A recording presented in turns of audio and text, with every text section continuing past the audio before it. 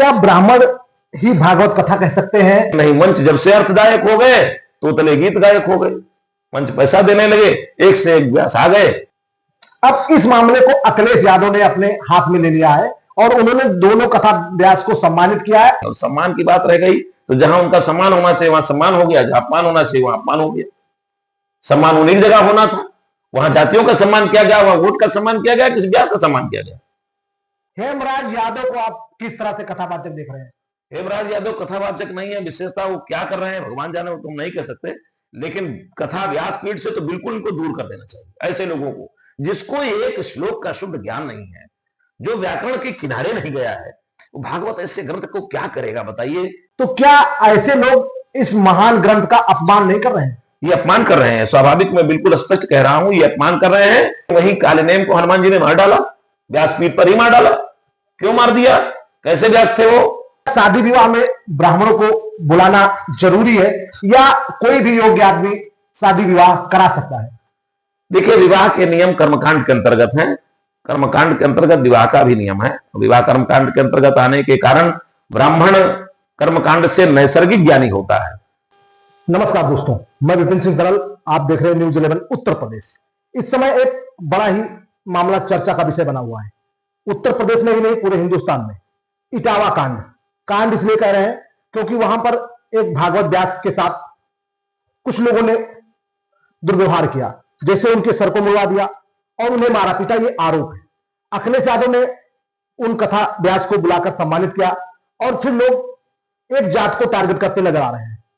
इसी मुद्दे पर हम डॉक्टर शरद त्रिपाठी जी से बात करेंगे, जो कि संस्कृत के उच्च कोटि के विद्वान हैं और हमारे साथ बगल में बैठे हुए हैं। इनसे जानेंगे कि क्या भागवत पर सिर्फ ब्राह्मणों का अधिकार है, क्या जात छुपाना सही था, कई सारी बातें हैं। हम सीधे इन्हीं के पास चलते हैं।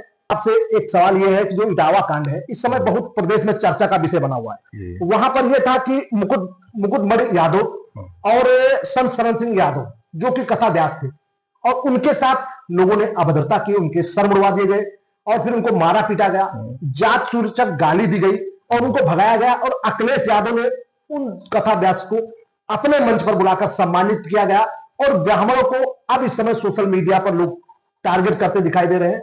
हम ये जानना चाहते हैं कि ये जो व्यास के साथ हुआ इसको आप किस नजरिए से देखते हैं? देखिए, अगर व्यास के साथ हुआ है तब तो गलत है, लेकिन व्यास किस प्रकार का है, हमारे यहाँ सनातन में व्यासों की भी एक आचार नियमावली है। आचार नियमावली में हमारे यहाँ अगर पढ़ना ही है तो हमारे डॉक्टर राम आधार उपाध्याय की एक पुस्तक है व्यासपीठ की आचार संहिता, एक बार व्यासों को भी पढ़ना चाहिए।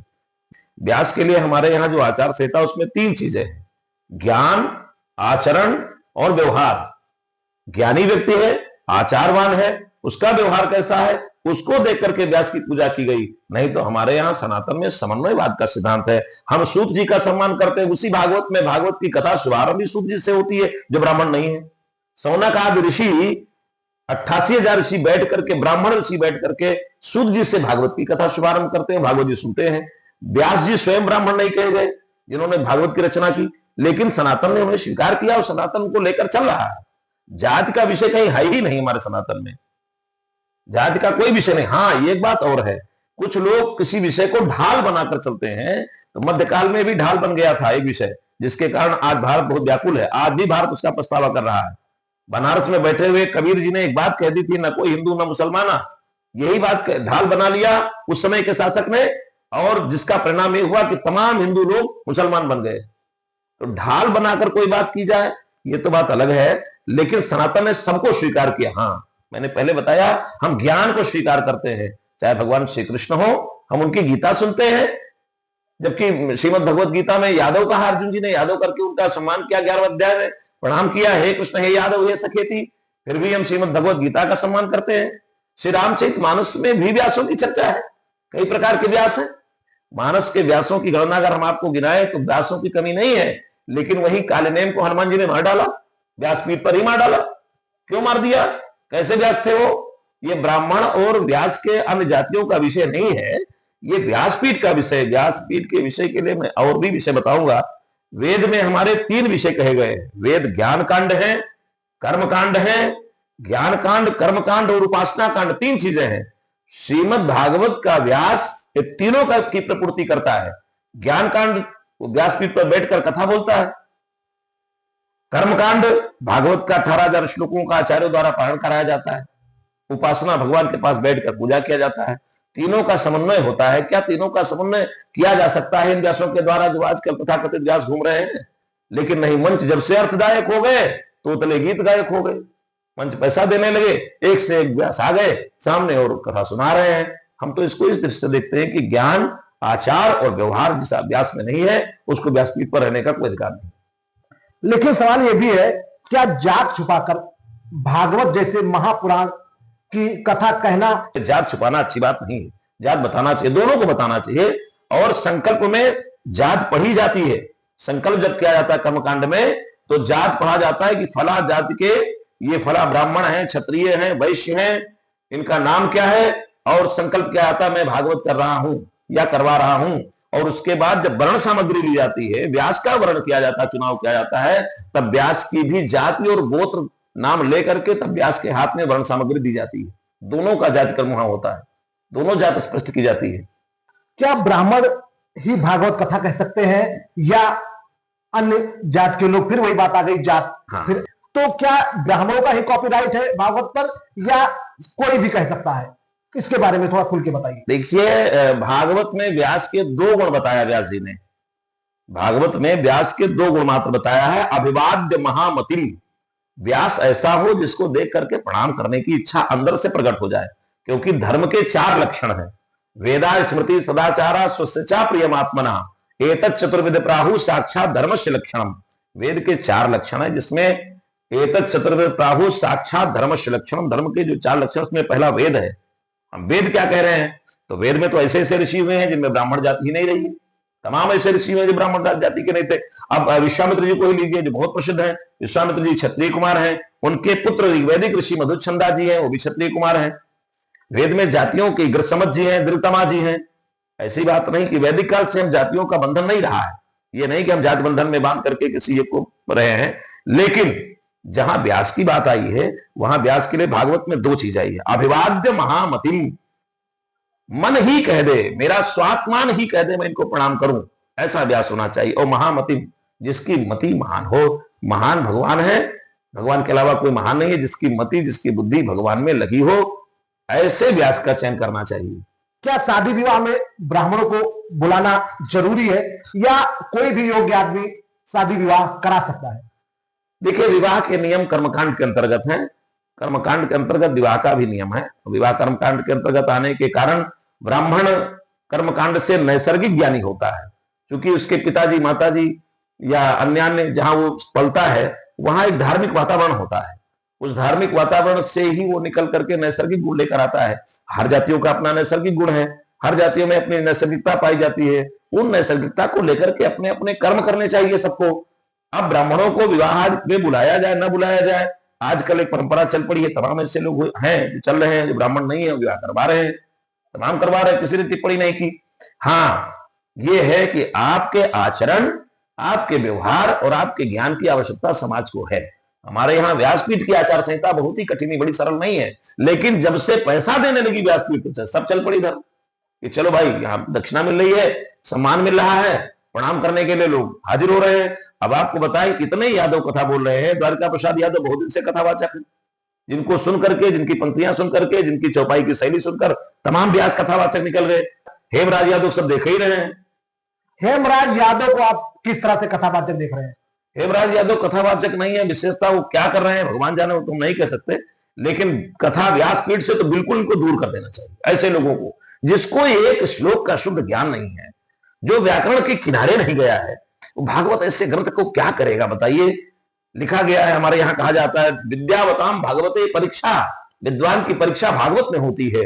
हम लोग बचपन से गुरुओं के आश्रम में रहकर अध्ययन किए, पढ़े लिखे, लेकिन फिर भी आज अध्ययनशील होते होते भागवत का दर्शन करते करते कभी कभी रुक जाते हैं। फिर गुरुओं से जाकर संवाद करते हैं, गुरुदेव यहाँ क्या लिखा है, इसका मतलब क्या है, हम नहीं समझ पा रहे हैं।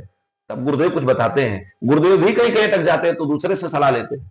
इतना गंभीर ग्रंथ है, इतनी आचार संहिता, इतना आचार व्यवहार की बात है। हमारे व्यास जी ने सामान्य लिखा है, लेकिन अब सामान्य लोग जो कुछ नहीं जानते व्यास बुला लिए जाते हैं। तो क्या ऐसे लोग इस महान ग्रंथ का अपमान नहीं कर रहे हैं? ये अपमान कर रहे हैं, स्वाभाविक, मैं बिल्कुल स्पष्ट कह रहा हूं, ये अपमान कर रहे हैं।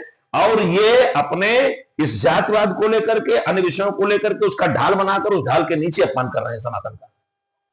अब इस मामले को अखिलेश यादव ने अपने हाथ में ले लिया है और उन्होंने दोनों कथा व्यास को सम्मानित किया है और एक जात विशेष को लगातार, जो ब्राह्मण को टारगेट किया जा रहा है कि बहुत गलत हुआ ये हम भी कहेंगे, क्योंकि इस तरह से कृत्य नहीं करना चाहिए। अगर उन्होंने कुछ गलत किया तो इस तरह से कृत्य नहीं करना चाहिए, कानून को हाथ में नहीं लेना चाहिए। लेकिन सवाल मेरा यह है कि क्या दोनों लोगों ने गलत किया, दोनों पर कानून कार्रवाई होनी चाहिए या सिर्फ अकेले उन्हीं पर होनी चाहिए? नहीं, दोनों ने गलत किया है। वर्ण करते समय ही अगर उन्होंने जात छुपाई है, जब चुनाव किया गया कि मैं आपको व्यास रूप में भागवत में बुला रहा हूं, और इन्होंने अगर जात छुपाई तो भी अपराधी है। और सम्मान की बात रह गई तो जहां उनका सम्मान होना चाहिए वहां सम्मान हो गया, जहां अपमान होना चाहिए वहां अपमान हो गया। सम्मान उन्हीं जगह होना था, वहां जातियों का सम्मान किया गया, वहां वोट का सम्मान किया गया, किसी व्यास का सम्मान किया गया। वहां जाति और वोट का सम्मान हो रहा है राजनीति में, जातिवाद को लेकर के वोट की राजनीति का सम्मान किया जा रहा है। व्यासपीठ का सम्मान, अगर वो व्यासपीठ योग्य होते तो वहां सम्मान होता उनका। महाराज जी, एक अंतिम सवाल, क्या ये जातिवाद जो चल रहा है इस समय, क्या समाज के लिए आने वाला बहुत बड़ा संकट नहीं है? समाज के लिए बहुत घातक है। ये लोग समझ नहीं पा रहे हैं, ना सनातन के किनारे गए हैं, केवल भागवत व्यासपीठ बैठ गए हैं और सनातन को कुछ नहीं जानते हैं। सनातन को जिस दिन जानेंगे उस दिन बहुत दूर चले जाएंगे, जातिवाद से ही बहुत दूर चले जाएंगे, ये विचारधारा ही बिल्कुल बदल जाएगी। विश्वामित्र जी क्षत्रिय होते हुए जब वो दशरथ जी के दरबार में आते हैं तो दशरथ जी उन्हें विप्र कहते हैं। चौथे पन पायो सुचारी, विप्र बचन नहीं कहे बिचारी। क्या महाराजा दशरथ नहीं जानते थे? हमारे यहां व्याकरण शब्दों का अलग अलग अर्थ है। विशिष्ट रूपेण प्रपोते से विप्र, हमको जो अंदर से परिपूरित कर दे उसे ब्राह्मण कहते हैं। हमको अंदर से भर दे, हमको विवाद से न भरे, हमको दुनिया के प्रपंचों से न भरे, हमको भगवान से भर दे, हमको जिससे भरना चाहिए। अच्छा, कथाओं का उद्देश्य भी जानना चाहिए। जैसे कथाएं चल रही, व्यासपीठ हो गई, कथा का उद्देश्य क्या है ये व्यासों से पूछना चाहिए कि कथा का उद्देश्य क्या है, क्यों व्यासपीठ सजाई जा रही है। व्यास से इसको बता ले जाए, ऐसे व्यास का चुनाव किया जाए। आखिर का उद्देश्य क्या है? समाज को समरसता देना, समाज को सुंदर बनाना और समाज के व्यक्तियों में अपने आराध्य को, जो उस अनुष्ठान का आराध्य है, उस आराध्य के प्रति अनुराग पैदा करना, यह व्यासपीठ की का उद्देश्य है। और वो पूरा नहीं हो रहा है।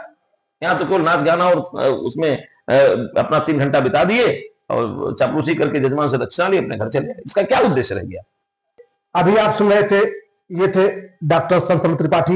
इन्होंने कहा जाति का कोई महत्व नहीं है, बस योग्यता होनी चाहिए। भागवत कथा कोई कह सकता है, लेकिन मंच से नाच गाना करना, नौटंकी करना, कहीं ना कहीं ये ग्रंथों का अपमान है और ऐसे लोगों पर कार्रवाई करनी चाहिए। सरकार को भी ध्यान देना इस पर चाहिए। फिलहाल ये जो मामला चल रहा है ये कहीं ना कहीं राजनीतिक मोड़ बनता जा रहा है और जो जिस तरह से समाज में जातियों का मामला चल रहा है, कहीं ना कहीं ये समाज के लिए बहुत ही संकट है। न्यूज़ 11 आप सभी से अपील करता है कि आप लोग इस पर ध्यान न देकर सिर्फ योग्यता पर ध्यान दीजिए।